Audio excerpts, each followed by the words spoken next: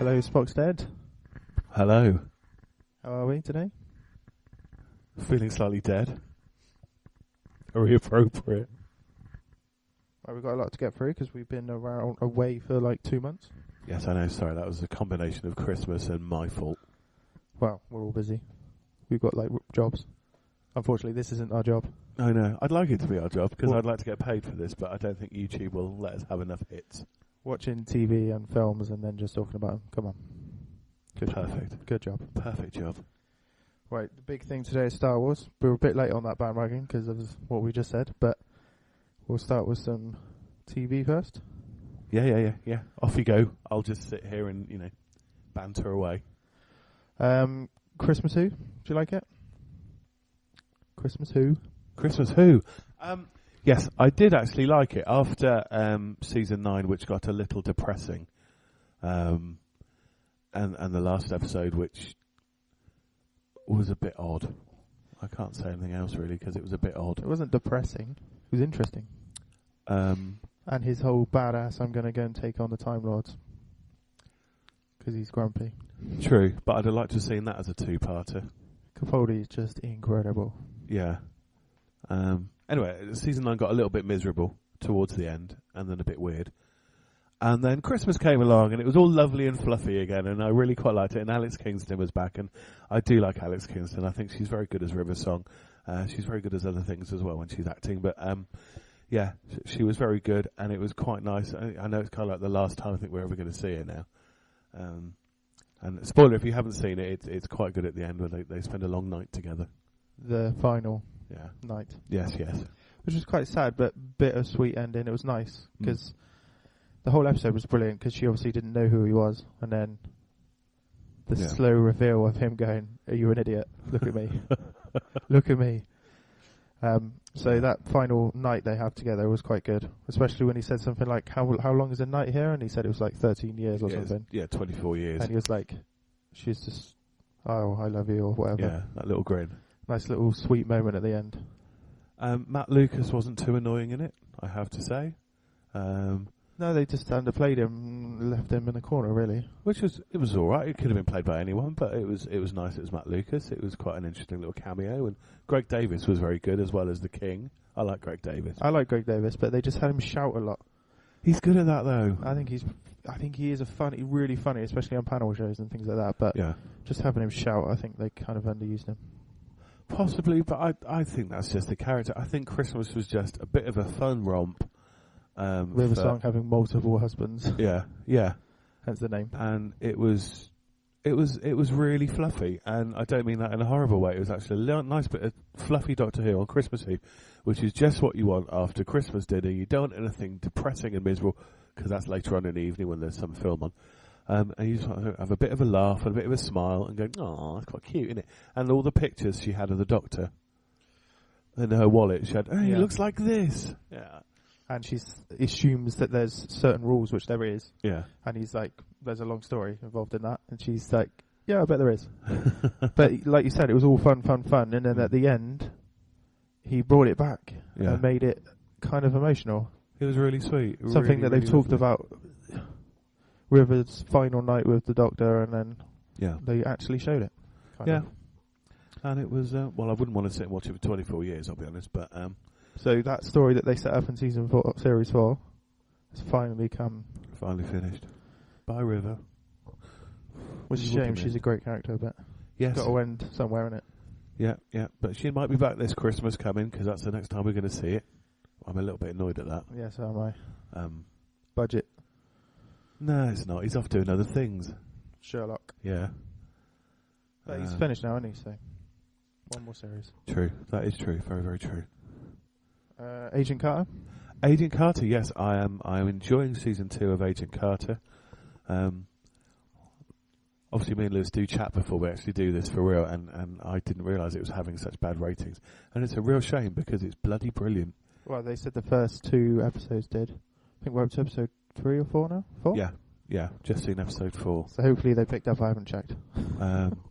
But yeah, Hayley Atwell, I love the character. And this episode that's just been on episode 4, again, spoilers.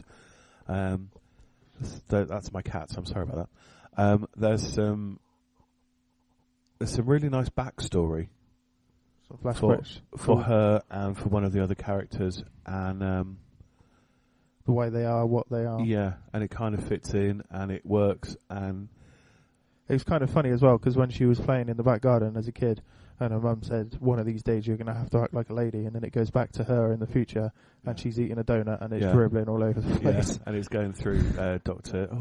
Wilkes, isn't it? And it's good, and I like. I'm having a senior moment. Howard Stark, Dominic Cooper. There we go. He's brilliant. He's really good as Howard Stark. So is his manservant, Jarvis. Yeah, because they're friends in real life, Haley Atwell and the person who plays Jarvis, and known each other for like 10 years or something. Oh, so all that banter on screen is basically them, which I think shines through because they're really funny together. And I think it was in episode 3, there was a little kind of in-joke where Jarvis goes on about just being a disembodied voice, which did make me chuckle. It is really good. The story of this series seems to be about dark matter. Zero matter. Which I think is in S.H.I.E.L.D. as well, isn't it, at some point? It was, yeah. It's the setup for Doctor Strange. Yeah? That other dimensions and stuff. Which is going to be the most interesting Marvel film so far, I think. Yeah, not generic superheroes, but it's going to be something completely strange and different. I have seen a Doctor Strange film from the 70s with someone else in it, and it's interesting. But it's our old Benedict Cumberbatch, which... Can't go wrong with him, can you? No. Well, Into Darkness. That wasn't his fault, but... I am gone. I know. Bless him. Really? Because no one here knows who you are except the audience. What a ridiculous reveal. Yeah, they should have read the script, really, shouldn't they? But anyway, sorry, Agent Carter. Watch it. It's bloody brilliant. If you haven't seen Series 1, watch it. I didn't see it when it was on. I happened to catch it later on. I kind of binge-watched it. And I really, really enjoyed it. And I love Series 2. Haley Atwell, James Darcy, isn't it? Yeah. Or Darcy. Because he's got an apostrophe because he's posh. They really, really work together. And her boss, his real name I can't remember. Chief Sousa, Daniel Sousa, the character. Brilliant, because he's so in love with her. Yeah, even though he's with somebody else. Yeah. He was shocked to see her that moment when she was like, "You asked for me?" And she realises that it wasn't. Yeah. He just wanted an extra hand or hands. Ooh. And that look on her face was like, "Oh, I'm finally ready to be with someone, and you're damn it with somebody else." Great. So she moves on quick though. Bit of racial equality and Carter, which was quite nice to see. But then it's also you got because they always go on at being a woman. In the 1940s, we were like, worth nothing. It's kind of like a nice comparison that you've got her as a woman being in a strong position, and then a black man as a scientist being in a strong position. But they're both out of their comfort zones because in those days, it's all about white men, isn't it? Yeah, and it's nice. It's good that they're showing it because it just shows. Well, it's tamed down obviously because it's kids' TV kind of, but. It's tamed down, but it shows that there was the bit in the cake store was quite good when they went in. I think it was a bakery. Yeah. They needed to use the phone, and he obviously wouldn't speak to him. And he says, "You can only use the phone. You can only break change if you buy something." And then it cuts to them in the phone booth, and the guy doesn't give a shit that he's just been abused. Essentially, he's just like, he might be a racist, but this is quite nice. So it just shows how strong. Yeah, these two characters are. That's why they're drawn to each other, I suppose. So yes, Agent Carter. So maybe it's sister show, S.H.I.E.L.D. Agents Off. A little bit of a cliffhanger at the end of last year. I was kind of annoyed that they got rid of him and then brought him straight back because he was so boring by the end, and then he came back as some alien. So, he's back again. Obviously he'll be different now, but still, I'm just sick of his face now. He's so boring. I did like that he broke his neck though. Yeah. Phil Coulson broke his neck with his hands. Yeah. That was pretty cool because he's just had enough. I did kind of. I know where you're coming from with him, with Agent Ward, or ex-Agent Ward, I should say, because it's a little bit like, oh, I'm going to do something to bitch you up this week. I'm going to do something to screw you over every week. And he just got used by Hydra, and he couldn't see it. It's like, you're meant to be this intelligent bloke, and you're just being used. Boring. But I don't know. We'll see what happens now. Now this thing's on another back to Earth. We'll see what direction it goes in. I didn't like the fact that, spoiler alert, Rosalind she was a good girl. I didn't like the fact she got shot in the neck. Oh yeah, that was quite. And I suppose it gave him a bit of something to do. I have to say, I thought that whole scene, I know it sounds awful, but the whole scene was done brilliantly well. Clark Gregg. Or is it Clark Gregg or Greg? I can never remember which way around it is because he's got two names, two first names. Phil just did it absolutely fantastically. That whole bit from when it happened to when he gets sort of ambushed afterwards. Just a fantastic scene. And he is absolutely amazing.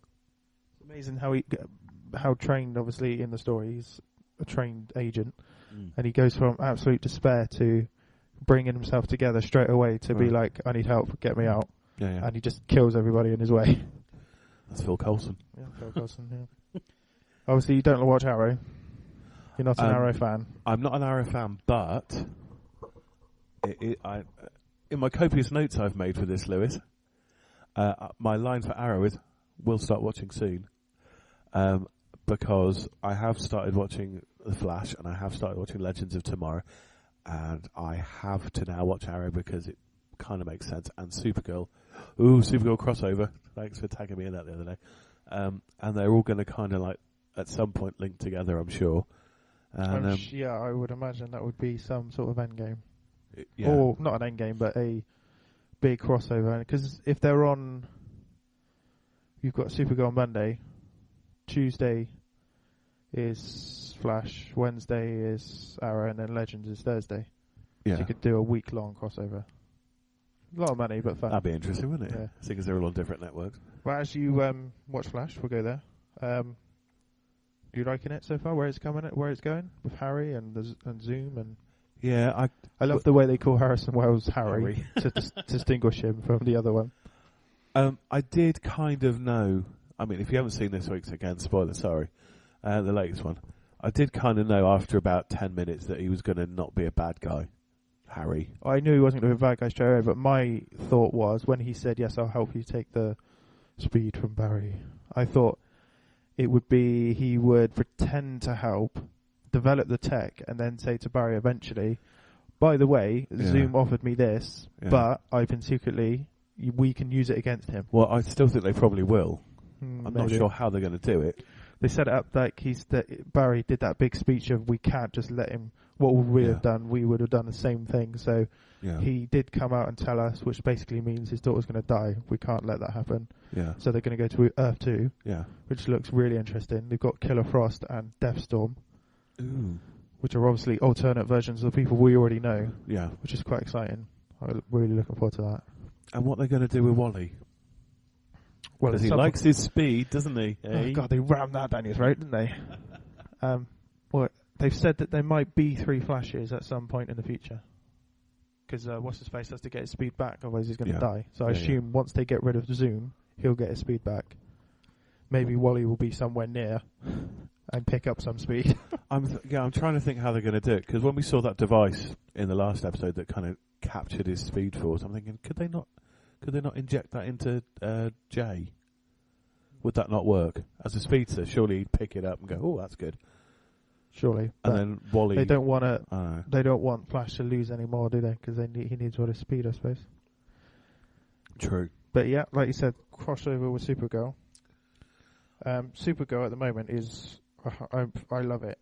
I love the way at the end they do the little tease for the next episode. Yeah. They've done Bizarro, which was really kind of cool in a way, because they're just going for it. They're just doing it. Yeah. And my prediction came true. John Jones. What did I say? Yes, he said he was going to be Martian Manhunter. He just needs to eat an Oreo now, and he's complete. It's brilliant. It's absolutely brilliant. Martian Manhunter is a great character, and for some reason they won't use him in the films. He should be in the Justice League. Yeah. But they're not using him because he's too weird or some stupid excuse. So fuck it, let him be on TV. No, I like it. I've always liked the character Martian Manhunter in the cartoons, and in the animated universe, the DC animated universe, because he's just really cool. Yeah, he's kind really of cool. He's kind of more virtuous than Superman as well. Yeah, in some ways, he's the most. He is the most goodest. That's not even a word. Of all DC characters, like he's obviously had his family taken away from him, right in front of him, and it kind of. But he doesn't lose faith. No. Although in this one they're showing him struggle with that and maybe kill a white Martian. Yeah. But he didn't do it. Nothing wrong. So it's all right. Nothing wrong with killing a white Martian. They're evil, mostly. Apart from Miss Martian, but that's another story. I have to say, I'm really enjoying Callista Flockhart. I never watched her in Ally McBeal, and I've mentioned her before when we've talked about Supergirl. Married to Han Solo? Is she? Is she really? God, he must be twice her age. Oh, that was a bit bitchy. I might have to edit that out. But I never really rated her at all before this because I wasn't really interested in Ally McBeal, and I'd never seen her in anything else. And I have to say, as Cat Grant, she is bloody amazing. It took me a while to get into her character because she was just the authority figure thing. But when she got opened up, that's when I started to like her. But now she's gone back to being professional. Yeah, because Kara broke up with her son. With their son. That spoilers. That won't last. Something will happen. It's bound to. The Wynn thing's quite harsh as well, because he's devastated. Yeah, isn't he? And he could just be the new Toyman. There's a theory going around that he's just going to become the new Toyman because his dad's a Toyman. But we'll see what happens there. But then you've got James or Jimmy, who's in love with her as well. It's almost everyone's in love with her, but she's just like. No, I'm Supergirl. I don't need any of you. Yeah, I'm all right. What would I need a man for? I'll just fly about, really. He's a metaphor for being a strong woman in this world. Oh, God, that was very well thought through. Because you've obviously got Kat. You've had breakfast. And Supergirl and Kara, who are just... They don't need any man around them. Yeah. Yeah. But yeah, I'm loving it. And the next one, she's... She's in a dream world, isn't she? Because of the plant thing. Yeah, the Girl of Tomorrow. Or, yeah. She's going to be on Krypton, and none of this has happened. Yeah. So you see a young Clark Kent. Talking of which, sorry for coughing down the. No, it's all right. You carry on. They've been asking Tom Welling whether he'd be interested in coming back as Superman on Supergirl, because obviously he was Clark in Smallville, one of my favourite shows. Yeah. And at the end, the final scene, he actually puts on the suit and flies. And because they've got a habit of bringing people back, haven't they? Dean Cain, Helen Slater, Smallville had a load of people. Christopher Reeve was in that. Yeah. And he said something like, they've never asked me. People keep asking me, but they've never asked me to do it. I wouldn't turn it down, but I would need some notice to get in the suit. But he said, he's nothing against it. He wouldn't do it. He just needs that time to get in there. And he said he praises Supergirl. He's seen it and he likes it. Yeah. And he praises Arrow and the Flash in that universe, what they've done, because it all came from Smallville, really. Yeah. Smallville was there for 10 years. Yeah. And then they went on to do Arrow, and then it's Flash, Legends, Supergirl. So that would be interesting. But I would much prefer, because the rumour about the crossover is that Flash is going to go onto the Supergirl show, but she won't be on the Flash. And it will be another world, because obviously he can go to different Earths. Yeah. And it's called World's Finest. Ooh. So you can't just run into National City and she be there, because Arrow and Flash have never heard of Superman or Supergirl. Yeah. Well, so it has to be another Earth. They've never mentioned them anyway, let's put it that way. Which would be ridiculous. Yeah. So they'd have to be another Earth, which to me says there's another Earth with Smallville on it. Yeah. That Earth they could do that. That couldn't, that's not a silly assumption. And then they could do their own version of the Infinite Crisis, and all of them come together. Oh God, you're getting really deep this week. You've had breakfast, haven't you? I want Tom Welling back anyway. Yeah, fair enough. Because I think that's a better opportunity than him just turning up on Supergirl once every 6 months. Yeah. Where he could be on another Earth, and they could bring him in, and he could still be his Clark from Smallville. So that 10 years wasn't wasted. Yeah. That's just my nerd. It is. You've My got your nerd nerd dreams on coming today, out. haven't you? Yeah. But anyway, I'm looking forward to this crossover. I think it can only be a good thing. I was the post you tagged me in the other day. I was reading through it, and somebody wrote, "Oh, they're only doing it because the ratings are crap." No, they're not. They're doing actually it. not crap. No. They're really good. Oh, they're only doing it because was it? I can't remember. Somebody said something about blah blah blah universes. No, it's nothing to do with the universe. It's to do with networks. Networks are more powerful than universes, unfortunately. I think it's just for fan service. That's the whole point of anything nowadays. Is fan service. Star Wars is a great example. It's just fan service. Well, why not do that? No. If you're going to get people to watch, give them what they want, not what you want. Well, Arrow and Flash work really well together. They just happen to be in the same universe, so that works on the same network. Well, I mean, yeah, and technically, Supergirl's in the same universe. She's just on the CW instead of. She's on CBS. She's on CBS. Sorry, I'm old and forget things. She should be on CW. Would make it so much easier. They pitched it to them and they said, nah. Not because they didn't like it. It was just I think they had too many superhero shows at the time and they didn't want another one, which I can understand. And they took it to another network and they went, all right then, we'll have that. And they're doing quite well out of it, you know. Yeah, they are definitely. Or a couple of movies I'm looking forward to. Ooh. You'll probably be like me. Oh, because I'm always like me. Pessimist. Yeah. Batman versus Superman. See?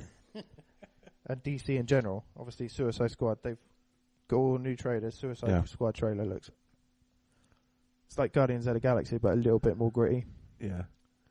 I can't really wait. I think it's going to be really good. I think that's the one that's going to get non-people in to watch it, non-comic people. Batman vs Superman will get them in because it's Batman versus Superman. Yeah. Two biggest superheroes there is. Yeah. And then Suicide Squad is the one that no one knows about, but if they see an advert for it, they'll go, that looks fucking brilliant, I'm going to go watch that. Yeah. And I watched a show that talked about upcoming movies, and it had the first footage of Wonder Woman. Oh, I've seen a clip of that. I can't fucking wait for Wonder Woman as well. Get these strong female characters, because why is it taking so long to get her on the screen? Literally because it's white men who are in charge of everything. You're not allowed to have strong female characters. It has to be chiseled jawed man. I mean, it's ridiculous. When did you become a feminist? No, it's not. It's not that. It's just about equality, isn't it? Well, of course it is. Yeah.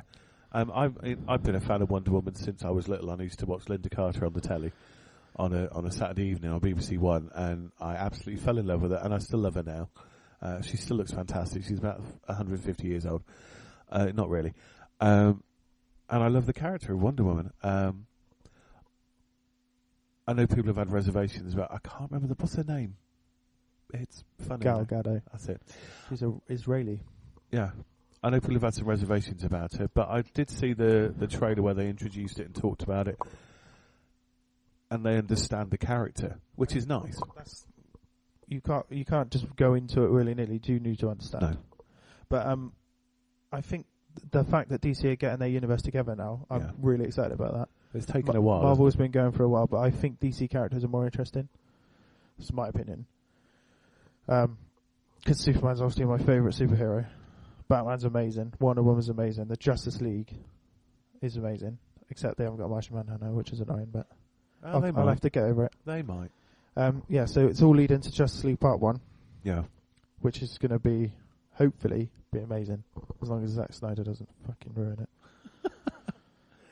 I'm not disappointed with Batman versus Superman. As you know, you haven't even seen it. You can't be disappointed. Well, you know what I mean, with the concept of it. I wasn't overly a fan of Man of Steel, just because it was all emotional bullshit.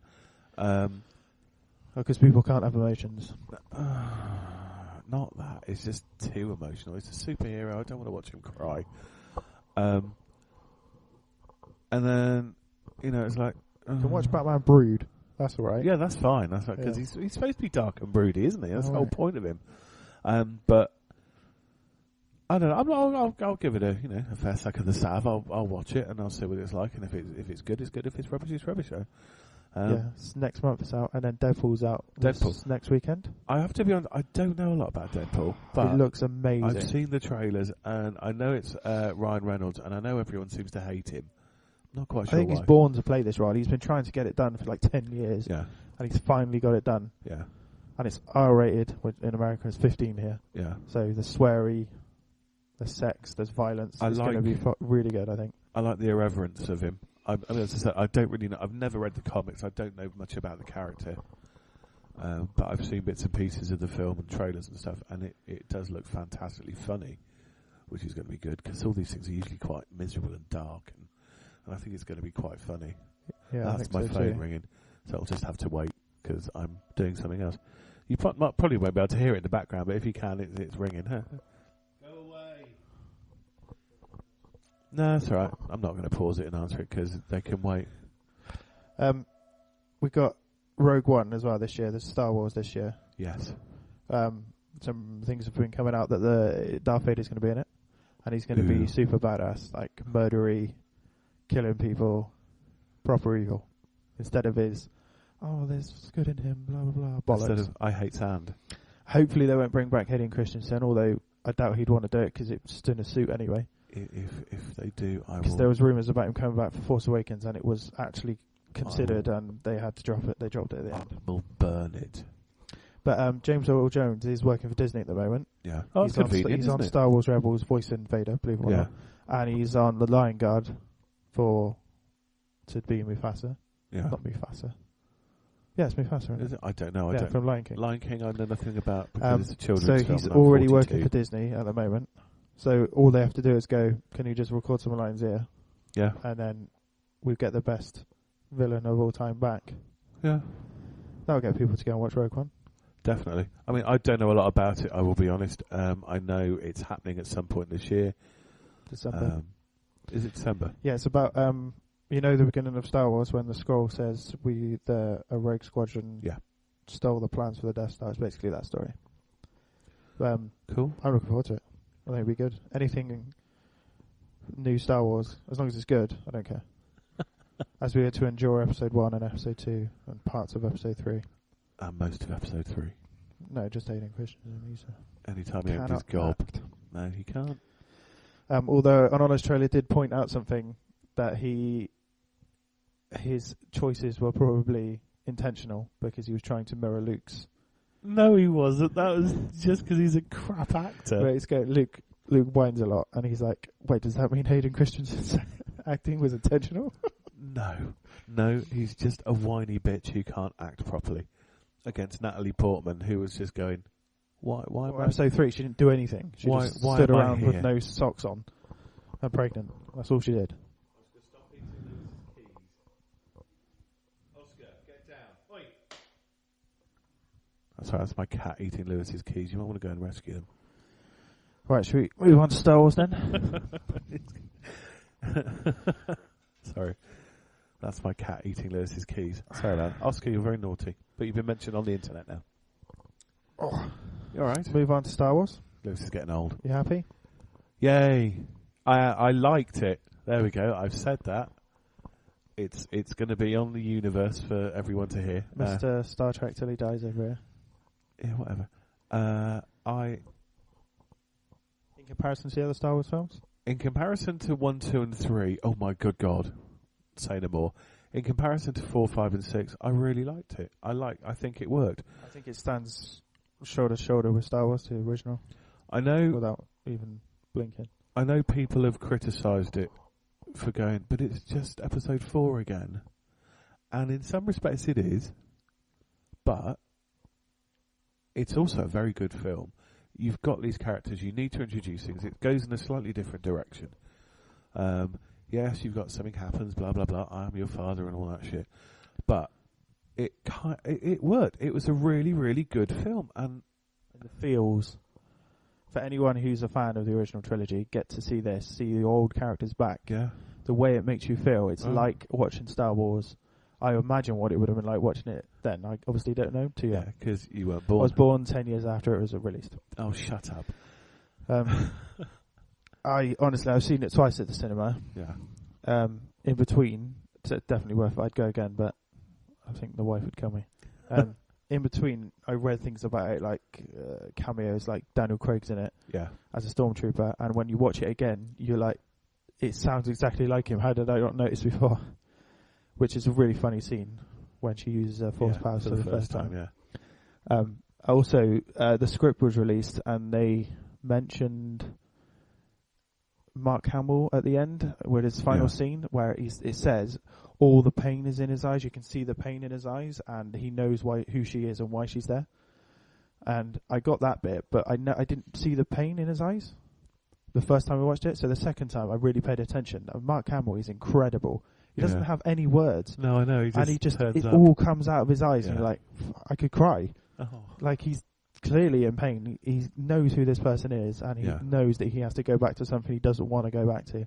And he must know about Han Solo. Yeah, because if Leia felt it, then he must have felt it.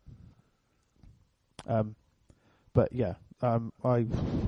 I loved it. I thought it was absolutely brilliant. I have to admit, I sat there and I went with the other half, and he sat there, and we both sat there with huge grins on our face because he's a massive Star Wars fan. That's the point, though. It makes you happy. Like, when you go and see a film, you don't want to go, it's all about escapism. So if you're going to go watch a big film like Star Wars, you don't want it to be depressed by it. You want to be energized and happy by it. So if you're smiling through it, all the way through, it was brilliant. From the opening, I can't do any more than that because we're getting told off. And the first line is something like, Luke Skywalker has disappeared. And you're like, fuck, it says Luke Skywalker. It was good. And then, you get into it, and Han Solo and Chewie appear. Oh my God, what a moment. And then when they get on the Falcon and he just turns to him and says, Chewie, we're home. Yeah. And you're just like... And then I love Empire Strikes Back. It's one of my favourite films of all time. Yeah. So, I don't know. There's the emotion of this, because I watched it when I was a kid. Yeah. And finally coming back to them.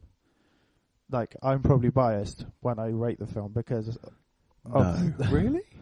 Because I'm such a huge fan. But those things were really exciting. Like I said, fan service. It's all about fan service. But when Ray and Finn are trying to run to get a ship, he's like, we need a pilot. And she's like, we've got one. He's like, you're a pilot? And he goes, what about that one? And she says, no, that one's junk. And then they blow up that one. And he's like, oh, the garbage will do. And it turns round, and then the Star Wars music plays, and it's the Falcon. Yeah. That almost had people cheering in the cinema. It's literally little moments like that make you all the way through. You just drop them in. No matter what's going on around it. It could have been a terrible film. And these things happen. People will still be happy. I have to admit, I went to see it. It was the day after it was released, because I'd been badgered for about 2 weeks before. Vote tickets. And we went at 11 the day of release. Went at 11 o'clock at night. Yeah, whatever. Oh, no, it was the day after. And we went at 11 o'clock on the Saturday night. There were 7 people in the cinema, which I found quite strange. But then I suppose everyone went to see it. And in a way that was quite nice, because it was really quiet and you could just get on and watch it without people chatting. But it would have been nice to see it with a load of people, I have to say, because... I watched it with a load of people when I watched it. I watched it the day it came out. I didn't watch it at midnight. I watched it in the actual day. It was like 5. Yeah. And it was absolutely rammed. I haven't seen cinema that rammed for a long time. And when we came out, there was obviously another viewing. It was just there was so many people there. Yeah. But when watching it with that audience, no matter what audience you watch it with, it's kind of different each time. It's like an atmosphere. Yeah. The first time I watched it, people were laughing their heads off, almost cheering at certain moments. And then the second time I watched it, it was a little bit, there was less people, but it was a little bit more subdued. And I was like, this is not what it was like before. Yeah, but it might have been like you. They've come back to watch it a second time to actually watch the film rather than just go, oh, it's Star Wars. Ooh, how exciting. To actually sit and watch it properly and enjoy it. I don't like the lazy way of just poking at it by saying it's just episode 4 again, but I can see what they're saying, but at the same time, why wouldn't they do that? From the shadows of the Empire, they go in, they get everything from the Empire, and they think, oh, they had this idea about Death Star. Oh, let's make it bigger in a planet. Better, yeah. Why wouldn't they do that? Now they can go, right, it really doesn't work. This is the 3rd time we've just, but it's been attempted. It's like everything. History repeats itself. Of course, yeah. It's been, put in it's like Nazis other films, other franchises. It's like the Nazis have hidden in Argentina and then they finally come back. Yeah. So they're just reflecting life in some way. I mean, I sat there going, I'll be honest, I didn't actually think about it being episode 4 all over again. I really genuinely did when I sat watching it. I was like, ooh, I like this. Ooh, big grin. And all the biggies are back. Mark, Harry, and Han. He is Han Solo. Yeah. I know the one thing they did, which they didn't do with the Death Star, really. I mean, in Star Wars, they blew up a planet, but you didn't mean anything. Well, to Leia it did, but to us it didn't. And in this one, you see people watching it come, and they know they're going to die. Yeah. That's quite a good moment to put in there, because there's real stakes now. Yeah. Yeah, the old people are back, but the introductions are really good. When obviously you see Han and Chewie go onto the Falcon, and Harrison Ford isn't just old Harrison Ford, like he was in Indy 4. Yeah, he's Han Solo. He's Han Solo, just older. Yeah. And Chewie is hilarious. Their banter, even though you can't understand what he's saying, you kind of get the gist of what's going on. It was mostly the same guy, wasn't it? Peter, I can't remember his name. He did most of it. I don't think he did the more strenuous stuff. He did do some of the action stuff because he is 71. But it's like they haven't been apart. No. They're very good together. The bit where Ray knows what Chewie's saying, and then Finn's like, wait, you understand what that thing says? Yeah. And then Han says, and he understands you as well, so be careful. I loved it. And when you see Leia come up for the first time, and you've got Han and Chewie standing there, and you can see the emotion of seeing it, because they obviously haven't seen each other for a while. Yeah. And then C-3PO just jumps in and goes, oh, look who it is! And it's a little cheap joke, but it works really well. And he's like, well, you probably don't recognise me because of the red arm. And you're like, we know who you are, 3PO, shut up. And then Chewie gets a nice hug with her. It's just nice. But the new characters, I think, are just brilliant. Utterly brilliant. Yeah, well, I like the way they start with Poe, and you think he's the main guy, and then he disappears for half the movie. Yeah, he's dead. It's not actually. He's not the main character. No, that's really cool. I like that. And Max von Sydow's in it for 2 minutes. Yeah, I'm sure he'll be in it again at some point. He seems to have a past with the Jedis as well. So is he a Jedi? Do you think maybe? Could be. So that's quite cool. I like that. A BB-8. Oh, how cute is that little robot? I don't know what. Can't really say anything bad about him. There's nothing bad about him. It's brilliant. It's a brilliant character. It's a ball with a head, basically, and it a bit like the original R2-D2. It's alive. Yeah, it is alive. So much personality just from this little ball, which was real as well. Yeah, they had that move around. It was really cool. You can buy them. So him finding Ray and that they're instant relationship. Yeah, and he's so funny. What I found about this film was it's hilariously funny. It is really funny. Finn is they're really clever with this because the promotion made it look like he was the new Jedi. Yeah. And everyone's like, you can't have a black Jedi. And you're like, everyone's going, well, of course you can have a black Jedi. That's ridiculous. Why are you saying that? And it turns out it's not actually him. It's a girl. And everyone's going, you can't have a girl Jedi. What do you mean you can't have a girl Jedi? She's amazing. I mean, she's like the Luke of this film, but she's better than Luke. Yeah. Because she's badass and so powerful. But she's not like Anakin, where he's like, oh, I deserve better. Yeah. She just embraces it and beats the shit out of Kylo Ren. Which works. Spoilers. Oh, sorry, if you haven't seen it yet. Well, what have you been doing the last 2 months? So that bit when she picks up the lightsaber at the end, he's just like, this is going to be fucking brilliant. And they beat the shit out of each other. Instead of just doing a little choreographed thing, which they did in the original, the prequel trilogy. Yeah. It was brutal. Yeah. Everyone's moaning that she's only just like the Force Awakens, hence it's just been awoken in her. And they're like, how does she know all this stuff? Because it doesn't matter. She's just so powerful. She doesn't need much training, or she will get training from Luke. It's the Force; it runs through everything. So she must have a very high midichlorian count, or should we just not bother with them? No, that's been ignored. Okay, sorry. She's very interesting because there's rumours abound. Obviously, is she Luke's daughter? I think the prevailing theory is that she's Obi-Wan's granddaughter, but I don't see how she's that powerful because Kenobi wasn't that powerful. So I like the theory that it's Kenobi's granddaughter but Luke's daughter. So they combined the bloodline. That's why she's so powerful. Yeah. She is related to Kylo in some way. She must be. I don't want to, mention the topic, but aren't Jedis supposed to not have, carnal knowledge? But in the Clone Wars, he did fall in love with somebody, so... All right, fair enough. It's all good. Okay, I'll take your word for that. I like her. I think she's brilliant. I think she's... someone that you can really root for, and you can Yeah. bring the girls in now, the young girls who didn't have anyone really to root for before. They did had have Leia, but Princess Leia, who just ran around with a gun and Danish. and she was in a bloody bikini. Yeah. I mean, like, she's not nice to look at, but she's not exactly a strong female character. No. Although she should be, because she's working for the rebels and lying to Vader's face, sort of. Yeah. He hasn't really got a face. Which takes balls, let's be honest. But again, it's the 1970s. Yeah. You know, it wasn't a time when, you know, women were supposed to be seen as powerful and strong. It was, you know, all this feminism was just coming in properly, I suppose. You wouldn't know because you weren't even born. I wasn't born. And it wasn't seen as a thing. You know, TV was, you know, male-dominated, films were male-dominated. Things have changed, and it's a good thing. Of course, yeah. Equality is strong characters like whatever her name is, played by Daisy. Ray. Yeah, Ray. Thank you. I forgot then. See, I'm getting old. Yeah, I love her. And then Finn, he's so funny. He makes you crack up every time we see him. He's like Han Solo but funnier. Yeah. He's got that bravado, and he tries to save her. And every time he tries to save her, she ends up saving him. Which is a nice little joke, ongoing joke for it.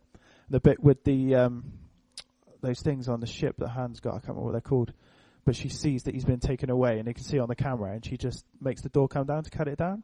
And he's just like, "Oh, the door came down, and it saved me." And she went, "That's weird. Come on."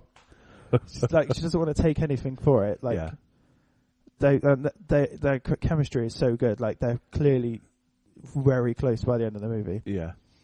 I like the little bit when they go and get her on the new Death Star. She goes, "What are you doing here?" And he goes, "Oh, we came to save you." And Chewie goes, "Rah!" Can't do Chewie. And he goes, "What did he say?" She said, he said it was your idea. Yeah. And then she hugs him. And it's just like a nice little sweet moment where they're friends, and like they've only met each other like 2 days ago. Yeah. Because of what they've gone through. Well, it's a nice relationship. There is not romantic chemistry, but there's a good chemistry between them. Definitely, yeah. I like the fact they didn't kiss. Yeah. I think they probably will later on, but I like the fact that they held off. Because I hate just having a romantic... For no reason. Yeah. Especially if it's like all, you know, in all these kind of films you see nowadays, oh, we've known each other 2 minutes, let's have sex. Ooh. No. Build up a relationship and blah, blah, blah, blah, blah, you know, and that kind of works. I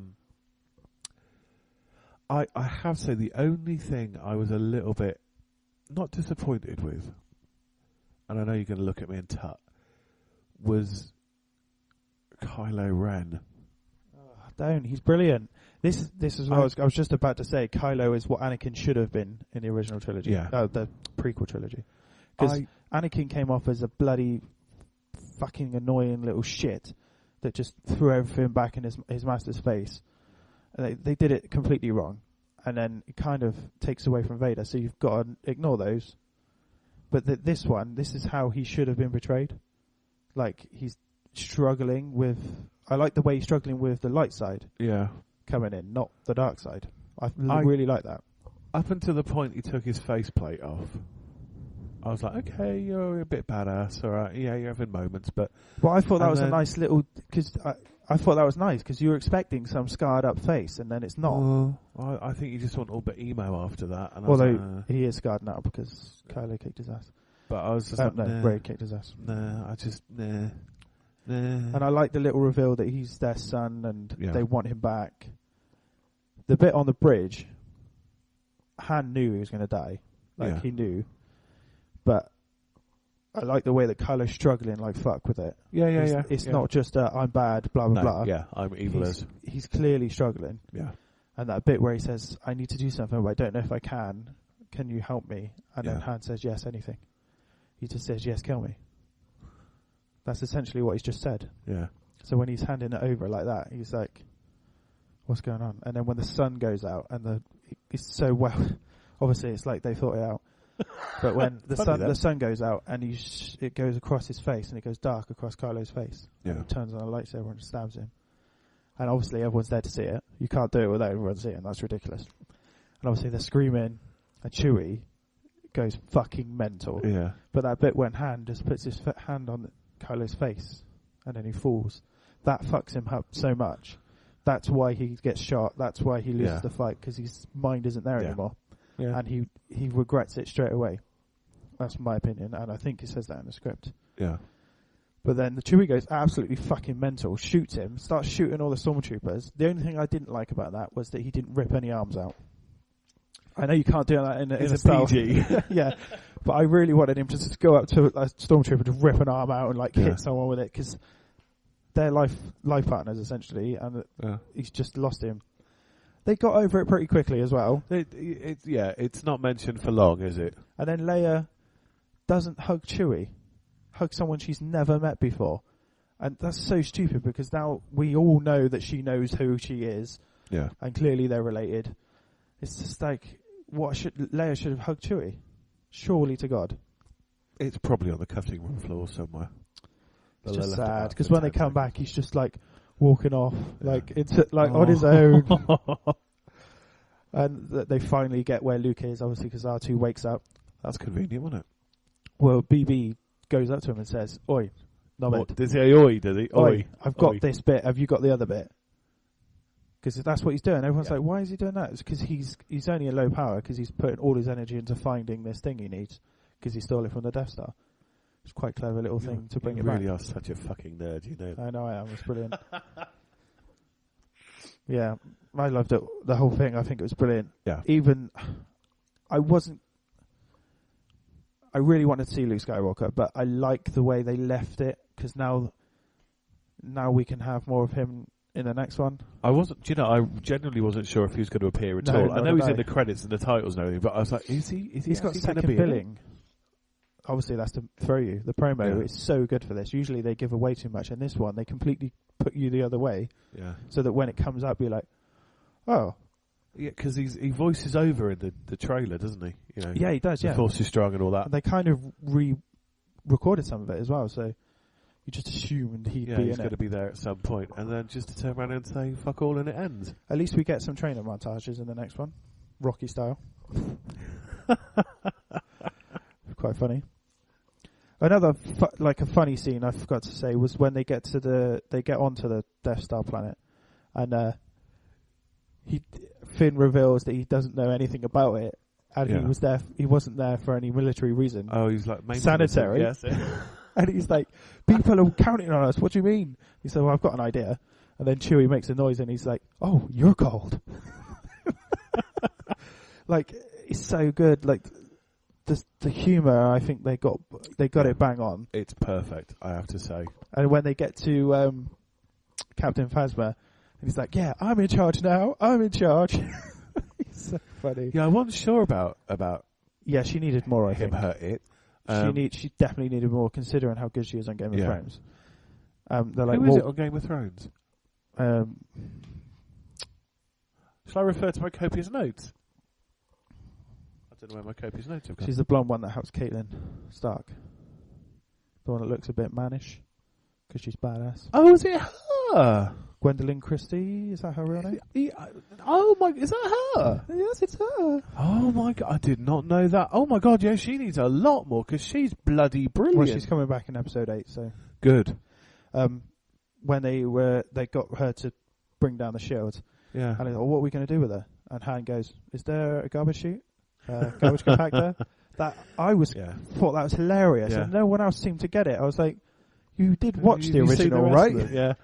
There are some brilliant funny moments in it, and the whole thing is Finn trying to convince them that he's part of the Resistance as well. Yeah, I'm part of the Resistance. Yeah. This is what Resistance fighters look like. Well, some of us. Okay, maybe not all of us. It is very clever in humour and story. I thought the story was really clever as well. Yeah, it kind of worked. After my experience with episode 1, I rewatched that before. I watched all 6 before watching it, and episode 1 isn't as bad as you remember, because the worst thing is Jar Jar Binks. It really. He literally is. If you took Jar Jar Binks out of it, it's terrible. it wouldn't be as bad. Because Qui-Gon isn't, it's Liam Neeson. It is Gwendolyn Chase, by the way. I was just checking my copious notes there. But yeah, when you get burned by something, you don't expect it to be this good.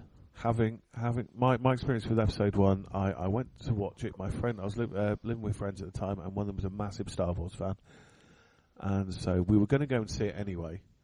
And I thought, well, I'll book tickets for the premiere, and we went and watched it. And I sat there for 2 hours going, I fucking hate this. It's like Jar Jar and political debates and stuff. No one cares about political. And then get a fucking lightsaber out. I had to watch it again the next day. You didn't have to. You chose I know. I had to watch it again the next day because other people had bought tickets for us, and I was like, I can't sit through this again, but I've got to, and I had to drive miles to go and see it as well. So I was a little bit, is this going to be shit? And it wasn't. I categorically say it was very, very good, and I really enjoyed it. From the opening blare of John Williams' score. Yeah. John Williams, by the way, is amazing. Yeah. He can make me cry. That's how good he is. Just because it's probably more to do with nostalgia than anything. Because I watched these things when I was so young, and I've watched them for so long. Now I'm an adult. It's just that thing that's been there for my whole life. So as soon as that blared out and it came up with Star Wars, straight away I was in. Yeah. I was like, so excited. Goosebumps. So, and they didn't really step a foot wrong for me. No. So. As you have mentioned, I'm not a Star Wars fan. I'll watch them, but I'm not a fan like you. But I really enjoyed it. It's a good film for all the family. Everyone, can get something out of it. If you've never seen it before, you'd probably enjoy it. Probably the best thing about it is for old and new. Yeah. Hence, it's not called Episode 7, only in the titles. Yeah. Because they don't want people to think they have to watch 6 films to get it. Yeah. Well, it helps when Han Solo dies, but you don't need to. No, I think if you were like 4, as I was when the original came out, I didn't see it when I was 4, though, I have to be honest. I saw it a few years later. Might have been on VHS. Good God, those Jesus are the days. Christ, yeah. Back before it's tampered with. Hey? Back before it's tampered with by the great George Lucas. Although Disney are releasing the original theatrical cuts. That is the allegedly rumour on Blu-ray, yeah. Which I would probably get because I think they're much better films than the I can't really remember them. You can't really get hold of them now. You can download them illegally by someone who despecialised them. It's actually called the despecialised editions, which is quite funny. Or if you're in episode 1 again, there is a version without much Jar Jar Binks in because I've got it. And it's much better film. They cut out all the crap, all the talking, and all the Jar Jar Binks. Talking. It's called The Dark Edit, I think. Episode 1, The Dark Edit. Sounds good. Is it like an hour long? Yeah, it's about 5 minutes. No, it's really, and I have to say, it's a much, much better film. I wish they'd do it with the other 2. Kylo, I was going to say something about Kylo then. Evil. When Vader gets bad news, and you expect that he kills them. Yeah. Essentially, Empire Strikes Back. He just goes through about 4 or 5 different people who could bring him bad news. Yeah. Which made Jedi a bit more annoying when there's good in him. Well, there isn't good in him. You just brought that up just so you could have a conflict in the third film. But in this, you expect Kylo to kill him, and you can see him shitting himself as he's walking up, going to give him bad news. And then Kylo just turns around and gets his lightsaber and just destroys a console. Doesn't he? And then he goes, anything else? And he goes, well, yes, actually. And he just brings him close with this. And he does that a few times, and there's a bit where the stormtroopers are walking around and they can hear him going mental because Rey's escaped. And then they look at each other and they're like, oh, okay, let's walk back and go the other way. Yeah. His little temper tantrums are funny, I think. General Hux. Oh, I thought he was really good. His counterpart, isn't it, really? I like the fact that he gave him shit. He got in Kylo's face instead of bowing down to him. He got into his face and really pushed it. It's like, do you want to die? Is that what you want? It's an interesting dynamic between the two of them because he's kind of more evil than Kylo Ren, bizarrely. Yeah. And he's quite young as well, which is quite interesting because for him to be in that position at that age, it feels like something tragic may have happened to him. Yeah. The thing that people are moaning about is Snoke as well, but I kind of like the fact that you don't know who he is, and I like the fact he's huge, Because I've got a feeling he's probably tiny. He's going to be an inch tall, isn't he? And he needs to project himself as this big person so that, Yeah. Andy Serkis, isn't it? Yeah. Referring to my copious notes. Yeah. Loads of rumours, like he's Vader because of the scar on his face, even though we know Vader's dead. It's Palpatine, the Emperor. He didn't die, but let's be honest now. If Palpatine was still alive, he'd be 120 or something. So, no, that can't be true. But I did like that. You don't see much in the film, Snoke. No, I think it's 2 scenes. Yeah, a couple Three of scenes. scenes. Because General Hux goes again at the end and says, the planet's being destroyed, and he's like, right, go and get Kylo. Come to me now. I need to finish his training. Yeah. Because he knows that he's being pulled to the light side. The bit where he talks to Vader's helmet's quite nice as well. He's like, the light side is pulling me. I need your help. Where did they get that from? He obviously went to the planet, didn't he? Like, well, how does Maz Kanata get Luke's... Oh, lightsabers are 2 a penny. You can pick them up in any old Yeah, no, but that's shop. Luke Skywalker's one from the Cloud City, from Empire Strikes Back, when Vader cuts his hand off. So they have Star Wars eBay. So it's Anakin. Sorry. It's Anakin's one, then it's Luke's one. When she goes to touch it as well, that little thing with Yoda, you can hear Yoda's voice, and you can see the Knights of Ren kill all of Luke's people, and you see her being dropped on the planet. And at the end, you've got Alec Guinness saying, Rey. They cut around stuff he'd already said, because obviously he's dead. Yeah. And made it sound like Rey. And then Ewan McGregor says, these are your first steps. I think that whole little sequence was really well done. Yeah. Because it shows how connected she is with the Force. And also, it could be that they're obviously related. Could be, yeah. Yeah, I like that little moment. But Rey shits herself, obviously, and runs away and goes, I can't do this. And at the end, it looks like she's embraced it. She goes to see Luke. I think so, yeah, because she goes on a hell of a journey, doesn't she? She travels off somewhere and then has to climb about 10 miles of bloody mountain to get to the top. Where's he living, by the way? Because it's in Ireland, isn't it? It's Ireland, isn't it? Yeah, but there's no house. Well, he's just standing staring at the sea. That's what he does. He's trying to find maybe the temple's there. How does he go to the toilet? I mean, there's nowhere for him to go, is there? I'm being practical now, Liz. I think he's probably... he's trying to find the temple, and he says the temple's probably there somewhere. The first temple of the Jedi or something, isn't it? Well, that's what Han says, didn't he? Yeah. That bit was quite nice. I love that little... Because obviously in Star Wars, they were like... He didn't believe in any of it. Yeah. So for him to stand next to the chair he was sitting in to say, oh, the stories are true, the dark side and the Jedi. Yeah. For him to, like, this nice little... Rounds it off. Before very nicely. Killed. Yeah. And they're like, Rey and Finn are just like, oh. Rey and... how are they? Finn and Poe's... It was interesting. Make that noise again? No. Finn and Poe's escape was pretty nice. Yeah. At the beginning. Because they're bros. They just like try and steal a TIE fighter and they get off and he's just like, I've always wanted to fly one of these. Oh my god, it's fucking fast. I love it. Like, those two are really good together. So at the end when they have the little bro hug, it's like, you don't know each other. You've literally known each other for 5 minutes. Crisis, though, brings people together. It's like the war. Yeah. So good. I think hopefully we'll get more of this in the next one. Yeah. So we can build more on their relationships. I have to say, I am looking forward to the next one. So they pushed it back, though, to the next December, which is not a huge problem because it means they've got more time to make it right. Yeah. Their official reason is they want to release it in December so they can make as much money as they did on this one, which is a good reason. Fair enough. But I heard they're also changing the script slightly because they introduced new characters. Oh, right, yeah. But they want to cut those back so that they can develop those characters they've already introduced. It's not JJ, is it, this time? It's someone else. His name is... He's executive producer, yeah. He said, I've read the script and I wish I didn't step down. Yeah. But I think this is probably the best way to do it because then no one does a George Lucas and just holds it and doesn't... control, I mean, screws it up. He's executive producer, so he will have a say. Yeah. But he said, I'm not going to just stand over his shoulder. I'm going to let him do what he wants. It's Rian Johnson. He did Moon and... Source Code. Oh, I like Moon. And then the 9th one is Colin Trevorrow, who did Jurassic World. But there's a petition to get George Lucas to do it. Oh, really? I know. I'm like, what are you doing? No.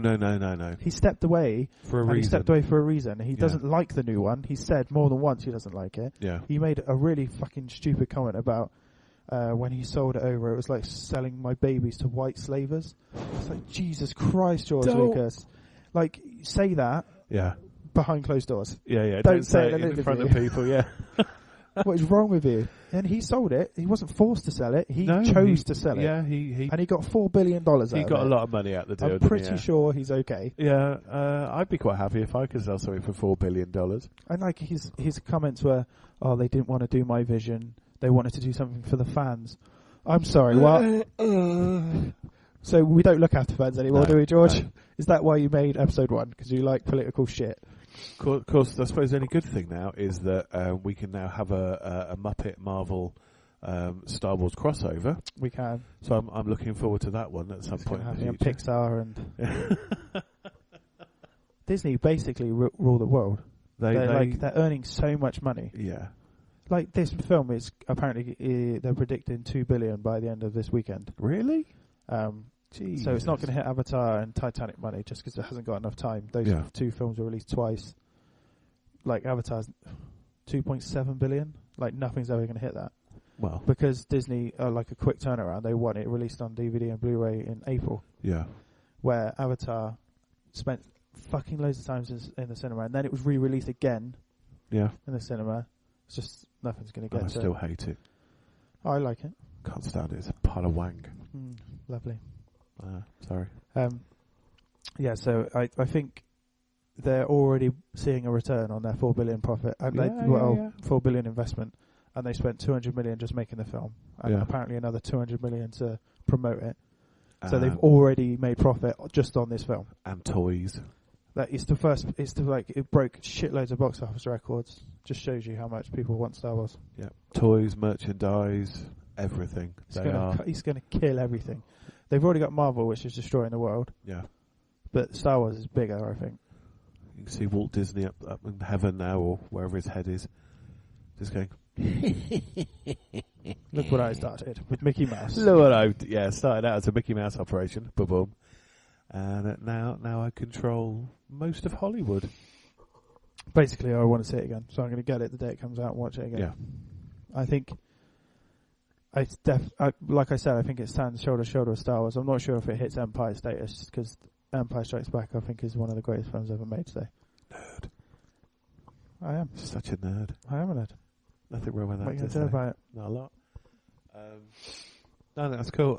Yeah, as I said, I'm really enjoyed looking forward to the next one. I probably won't watch it again until it's on the telly. I might, I'll watch it again. At some point in the future. Yeah, you'll watch it. And then I'll watch it again before the next one comes out. You'll watch it every week for the next year. That's I go and watch episode 8 the day it comes out.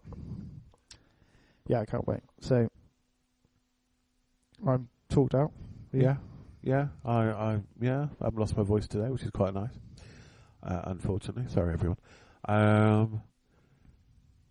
There's stuff coming up in the next few weeks, I assume. Off the top of my head, I can't remember any of it, but Deadpool, yes, looking forward to that, as we mentioned earlier. Ongoing TV.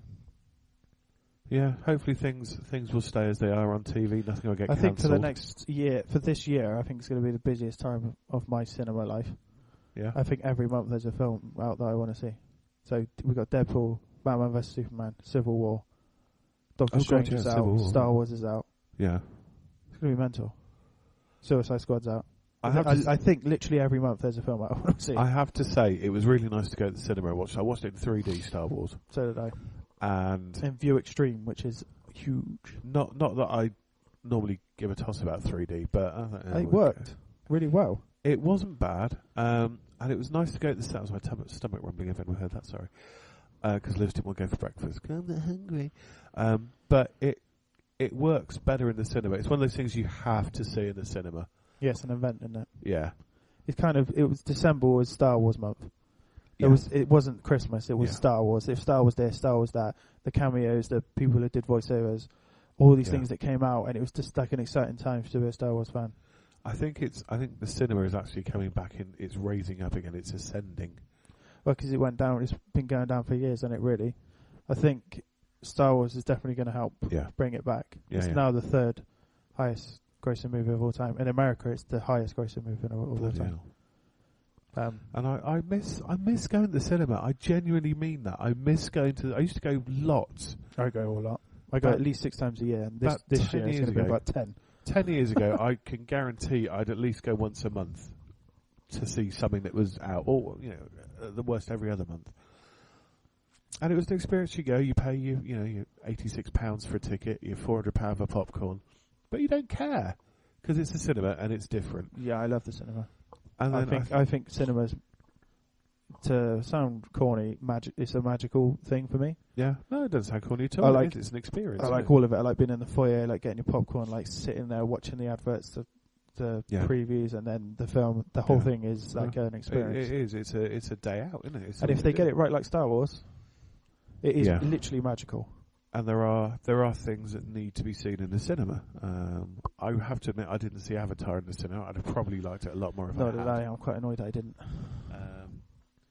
And there are big sort of event things that should really be seen in the cinema. And Lewis is going to look at me now when I say this, but I really think online streaming and downloads have possibly signed the death knell of cinema, which is a shame. Yeah. It is a shame because the cinema is. I love the cinema. I think it's amazing. It is amazing. And if I could have my own cinema, I would have it. I would put a cinema in my house, big, massive screen, and watch anything I want on it. I did nearly buy a 50-inch telly yesterday. I was that close. I wish I could buy one of those. Those are the days. But I think everyone should go and support your local cinema. My local cinema in Bristol is the Odeon. I can guarantee most films are a £5, and it's £5. It's like a couple of cups of coffee. My local cinema's an Odeon, and it's shite, so I don't go there. But I go to View and Cribs. That's my local. Odeon and Weston's not that bad. That's fucking crap. You can hear the stuff that's going on in the second screen. Yeah, I don't like it there. But I go to View Cribs. Brilliant. View Extreme was amazing. Yeah. It's fucking loud. Like, the whole screen goes across the whole wall. Yeah. It's amazing. Watching Star Wars in that was one of the best things ever. I went to the Showcase Deluxe in Cabot Circus in Bristol. #Cabot Circus. And saw something there. I can't remember what it was now. Oh, it's bloody good. Years ago now. I've only been there once. It's good cinema. I want to go Director's Lounge next time, but it's about £5 million. It's like an armchair and you get waitress service and shit, don't you? How cool is that? I want that. But yeah, go to the cinema. Support your local cinema, even if it's just a little flea pit thing. Just go. Go and watch Creed. That's out at the moment. That's a good film. Yeah. Go and watch Star Wars. That's still out. Yeah, go and watch Star Wars. Go and watch anything. Good films. Yeah. There's always good films out. This year is going to be mental. Star Trek's out as well. Yay. Which has been advertised poorly already. I quite like the trailer. I think I'm the only person in the world that liked the trailer. I'm surprised you liked it. It was just Fast and Furious in space. Yeah, but I don't mind that. I like a bit of adventure, and if as long as it's got Captain Kirk in it and time traveling. I'm looking forward to it. I'm still going to watch it. Yeah, I think it's going to be great. But that's just me. I love it, even if it's crap. To be fair, they've already signed up for a 4th film as well. So have they? Gonna keep going. The Chris Pine and Zachary Quinto. Ooh. I wonder if someone's going to die in this one. Probably not. You can't kill an original member off, can you? You can, of course you can. Is it I didn't see his girlfriend in it. In the trailer. Whose girlfriend? Kirk's. Oh, Carol Marcus? Yeah. Oh, no, she'll be in a one-film wonder. She'll be on Earth now going, That's what I've got a kid, and you left me. That's what happens in the original. They get together, do the business, then come back 20 years later and they all get killed. But we've already met him, so that doesn't work. Oh, that screwed up the timeline, doesn't it? Maybe the Genesis project will really work this time around. Oh well, shh, stop being an urge, G. Well, he's got to come back, hasn't he? Yeah, because he's not dead. He's just in a photon torpedo. I liked the film until the end. It's got to be said. It was a bit pants at the end. Yeah, they shouldn't have brought him back. The super blood. Yeah, they should have. If they're going to bring him back in the next film. It worked in the original films, do it in the next.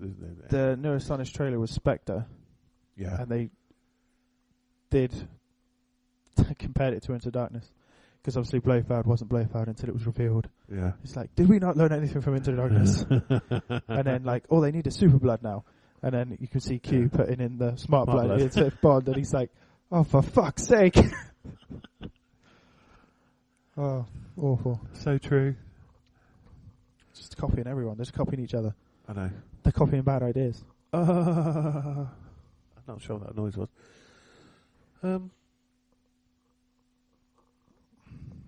Until next time. Yes, until next time.